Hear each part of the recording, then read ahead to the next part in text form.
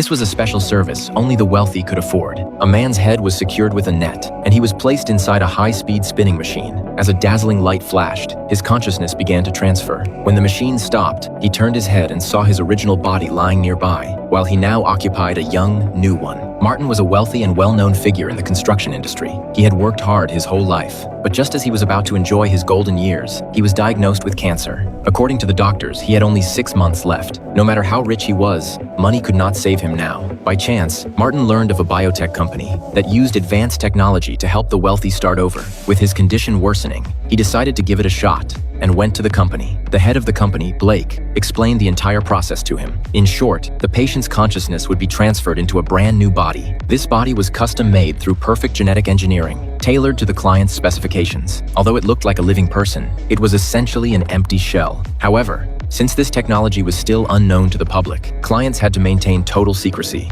After the procedure, they had to abandon their old lives entirely and start fresh with a new identity. After careful consideration, Martin decided to pay $200 million and undergo the treatment. Under Blake's arrangements, Martin faked a medical deterioration and publicly took his last breath. He was then rushed to the biotech company for the consciousness transfer. Before the procedure began, Blake warned him not to carry any metal on his body, otherwise the surgery would fail. Soon, Martin successfully moved into his new body and felt the vitality of youth again. But fully adapting would require a series of training sessions. A month later, Martin had grown familiar with the new body, though he still occasionally experienced strange hallucinations. Blake told him this was the consciousness adapting to the new brain, and that with regular medication, it would improve within a year. With his new identity, Martin began a brand new life. While playing sports, he met a neighbor named Dick, who introduced him to the pleasures of youth. Martin soon discovered this new body was truly remarkable. Even after staying up all night, he never felt tired. Until one day, when he forgot to take his medication, he started seeing vivid images so real it felt like he was actually there, as if he had lived through them himself. Martin thought something was wrong with his body and rushed to ask Blake about it, but Blake told him it was just a hallucination and nothing to worry about. Martin, however, had been around long enough to know when someone was not telling the truth, so he followed the images in his mind and found a small cabin in the countryside. When he walked inside, he discovered that the body he now occupied had a wife and a daughter. While he stood there in shock, a woman named Claire pointed a gun at him and told him not to move.